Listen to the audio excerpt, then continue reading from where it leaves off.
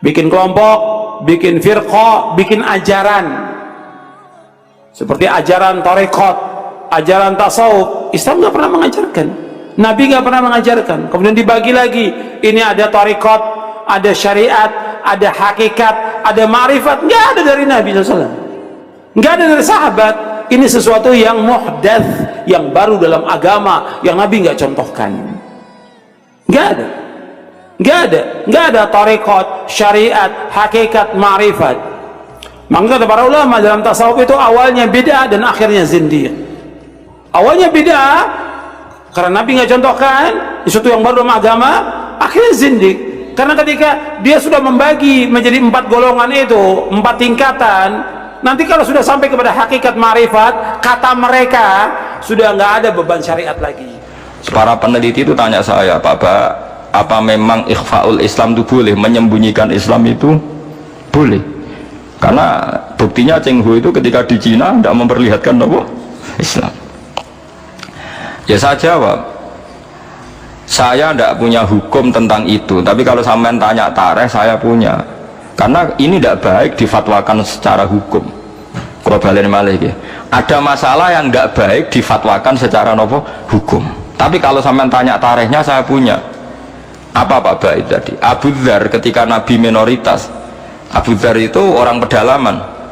Ketika Islam masih minoritas, kata Nabi, ya Abu Dzarin, kamu menyembunyikan Islam kamu saja, jangan memperlihatkan apa Islam. Nanti kamu dicincang sama umat kamu, sama kaum kamu. Nanti setelah saya menang, baru kamu boleh memperlihatkan apa Islam kamu. Sehingga dalam tarikh ya ada ad-da'watu sirron, apa ad-da'watu sirron, sholat sembunyi-sembunyi. Lah itu hebatnya Rasulullah. Rasulullah sing ahabbul khalqi ila wa tahu ngalami sholat sembunyi-sembunyi. Nggih mboten? Nabi Muhammad itu kekasih pangeran nate ngalami sholat sembunyi-sembunyi. Begitu juga awal-awal Islam. Karena sampean saya kita kok, tapi saya Islam wis kuat, sembunyi ya ora oleh Gus. Kuat anak kue mergo wong akeh. Lah saiki saudara kita yang di Hong Kong, di Timor Leste, mungkin di Australia, paham ya? Macam-macam. Mulane sing apik ku anut ulama sing ijek jujur, pokoke riwayat itu diterangno, kejadian-kejadian sing dialami umat sahabat diterangno. Wis ora usah intervensi, pokoke ngono. Mulane saya katakan itu tidak baik difatwakan secara hukum, tapi ada padanan sejarahnya, ada padanan sejarahnya. Paham ya? Mulane akhirnya walhasil Nabi ku ninggalo qiyamul lail di masjid, tapi Umar ngelakoni. Ketika Umar dibantah, ya Umar, kenapa anda sholat qiyamul lail secara berjamaah, bukankah ini bid'ah? Jadi riyen Sayyidina Umar ya nanti dituduh nopo bid'ah. Mulane kita mau kiai dituduh bid'ah, semenengahe wong Umar sing sahabat dituduh nopo bid'ah. Jadi jawab Umar ya enak, umpama iki bid'ah ya bid'ah paling apik bid'ah iki. Corong saiki anu bid'ah kok disifati apik. Sing dituduh bid'ah ora Umar tok, Kanjeng Nabi pertama dadi nabi ngajak wong Islam ambek Abu Jahal dituduh bid'ah. Wah, kena dituduh bid'ah tenang ae, Kanjeng Nabi nanti dituduh napa? Bid'ah. Tapi Nabi ra didalili wa kullu bid'atin dhalalah. Mergo lho nggih tenan. Sampeyan apal Quran niku wonten ayat ma ya'tihim min dzikrim mir rabbihim muhdas. Muhdas itu maknane apa? Sing dianyarno. Mulane Kanjeng Nabi ketika dituduh bid'ah terus ngendikane kul ma kuntu bid'am minar rusul. Aku iku ora bid'ah. Dadi Nabi tau dituduh bid'ah sampai diwahyani Allah, kul ya Muhammad ma kuntu bid'am minar rusul. Aku iku ora bid'ah. Mergo sing darani bid'ah iku barang anyar. Barang anyar sing ora ana kembarane disebut bid'ah. Lah Nabi dadi nabi ora ana kembarane disebut bid'ah. Umar gawe traweh ora ana kembarane disebut bid'ah. Terus saiki wong rame-rame angger gak ana persis nabi disebut iku sak goblok-goblokan niku sak akal-akalan. Bid'ah ngeten sampeyan tak terangno. Bukan karena saya orang pesantren mboten. Saya itu lebih hafal banyak hadis timbang sing sithik-sithik nuduh bid'ah. Bid'ah itu begini loh.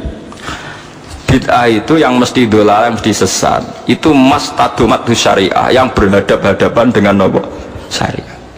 Tapi jika bid'ah itu menguatkan syariat, maka tidak musuhnya syariat, tapi bagian dari syariat. Jadi bid'ah yang dolala itu yang istodam itu berhadapan-hadapan. Mulan ganane Saddam Hussein, bapaknya jenakno iku Saddam maknane tukang nyeruduk. Lha iku bapaknya kasil ketika anake dadi Saddam Hussein itu tukang napa? Nyeruduk. Wong Arab nak darani tukaran Saddam. Istidam maknane apa? Benturan sing keras napa? Istidam. Nah, sing darani bid'ah dolala iku sing berhadap-hadapan istidam, berhadap-hadapan sama syariat. Nak terima gesekan utawa saling bersinergi utawa saling menolong itu tidak bid'ah. Dalilnya gampang begini, ini hadis sahih. Kula boten bela NU, ora bela Muhammadiyah, ora bela siapa-siapa, ini cerita ilmu mawon, cerita ilmu. Tidak ada yang saya bilang. Sahabat itu nanti, ini hadis sahih. Ada sahabat setelah iktidal. Nggih setelah napa? Iktidal. Sampe nak iktidal ngafatno napa? Misalnya Rabbana walakal hamdu terus milu samawati wa mil ardi. Enggak milu ya bid'ah, Nabi macane mil'ah. Kabeh riwayat tuh Nabi macane mil'ah. Mulane kalau dia anak jenenge mil atas fiha mergo Nabi macane Rabbana lakal hamdu. Hakada fi jami' riwayat bi fathil hamzah. Terus jare Imam Nawawi wa jaza raf'ul hamzah ala annaha sifatun. Nah kebetulan Kiai Indonesia ku nahune ku seneng sing gampang dadi Rabbana lakal hamdu milu samawati mergo dadi naat ku nertibe luweh gampang, tapi riwayatnya mil'a, berarti nak riwayatnya mil'a atau mil'u kita ya repot. Itu yang konsensus, yang normal. Tapi ada sahabat bacanya ada begitu, banter pisan. Rungokno tenan ya. Alhamdulillahi hamdan katsiran thayyiban mubarakan fi. Setelah sholat selesai Nabi itu aqbala biwajhi, Nabi balik kanan terus tanya, ayyukum ya yaqulu hadil kalimah, siapa tadi yang ngelafatkan kalimat itu? Itu sahabat diam semua karena sadar ini kalimat kalimat masalah, ini enggak ajarannya Nabi, kalimat kreatif. Wah, enggak, diam semua sahabat. Pas diam semua terus takut sekali, terutama yang melafatkan takut sekali. Terus Nabi akhirnya dawuh, enggak kok, enggak ada masalah, saya tadi itu kaget saja ada 12 malaikat yabtadiruna ayyuhum yakhudhu awal. Saya tadi kaget saja ada 12 malaikat yang rebutan kesusu nyatet di sing paling dhisik nyatet. Mergo begitu indahnya kalimat itu. Wah, akhirnya sahabat anada ya Rasulullah. Nggak, artinya kan ada kalimat kreatif yang nggak diajarkan Nabi dan dibenarkan Nabi.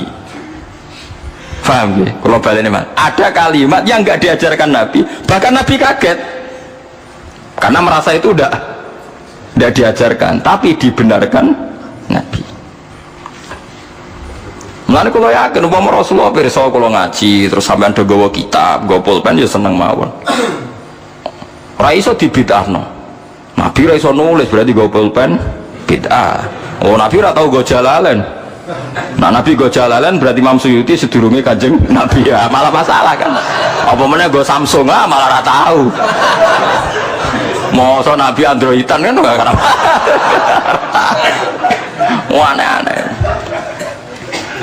Mulane ada ono mantasabbaha biqaumin fa wa minhum. Mergo wong nyerupani kaum berarti fa wa minhum. Ora ono sing kiai sing rada cangkem elek nanya, berarti nek wong kafir kelambenan, kowe aja kelambenan. Mereka ben gak serupa mbek wong kafir. Kabeh serupa terus dianggap padha wong kafir, saiki nek wong kafir kelambinan, kira usah kelambinan. Nek wong Yahudi di dhuwit, kira usah di dhuwit. Suwe-suwe nek persis nek wong Yahudi abekan, kira usah. Ora usah kono berlebih, wong apa yang mirip iku. Bid'ah Yahudi. Wah, sering debat wong ekstrem. Maksudnya logika. Terus kedua, riwayat ini juga di hadis sahih. Ada sahabat entah saking gimana ndak tahu saya, iso dicurigai lah saya. Pokoknya mati urip nak ngimami kulhu, rokaat ula ya kulhu, rokaat saniyah ya kulhu. Sampai syariah satu kontingen yang dipimpin sahabat itu bosen, mereka tiap sholat itu kulhu. Notabene kulhu kan ibu rokaat ula tok, tasaniyah tok itu ula ya kulhu, saniyah kulhu. Ya mati urip kulhu. Berhari-hari, padahal dia itu imam masjid Kuba. Akhirnya sahabat-sahabat yang ngerok Quran itu komplain, ya Rasulullah, ini orang itu setiap sholat kok baca nopo kulhu. Itu gimana ya Rasulullah? Ternyata terus saluhu, kata Nabi ini di hadis sahih, saluhu, coba dia tanya, dihadirkan ke Rasulullah, kenapa kamu kalau sholat kok selalu pakai kulhu? Jawab pemuda tadi, li anha sifatur rahman, karena dalam kulhu itu hanya ada sifatnya Allah, tidak ada kepentingan kulo, kepentingan sinten-sinten. Li anha sifatullah fa uhibbu an aqra'ahu, makanya saya senang membaca kulhu. Terus kata Nabi, akhbirhu fa innahu yuhibbu, kasih tahu dia Allah itu mencintai dia. Itu kan bagus sekali itu, gak usah tabarok kulhu. Nah, artinya itu kan tidak diajarkan Nabi kan, selalu kulhu itu tidak ajarannya, dan tidak pernah Nabi itu selalu kulhu. Tapi ada orang kreatif selalu kulhu juga sama Nabi dibenarkan. Ya nggak bisa kan kamu pakai definisi bid'ah itu yang selalu pernah dilakukan Nabi itu tidak bid'ah sunnah, kalau nggak pernah dilakukan Nabi bid'ah. Tidak bisa seperti itu. Apalagi kalau kamu ngaji usul fikih, wah malah ketoro nak sing sidik-sidik nuduh bid'ah malah salah. Usul fikih malah nama-nama hadis itu diganti. Misalnya ngeten niki sing persis teke hadis kula nu apal. Ittaqun nar walau bisyikki tamratin. Ketika Nabi cerita praharan rokok, rokok itu repote ra karuan. Fattaqun nar walau bisyikki tamratin. Rokok iku iso mbok wedeni, iso mbok lawan senajan to kelawan sak sigari kurma.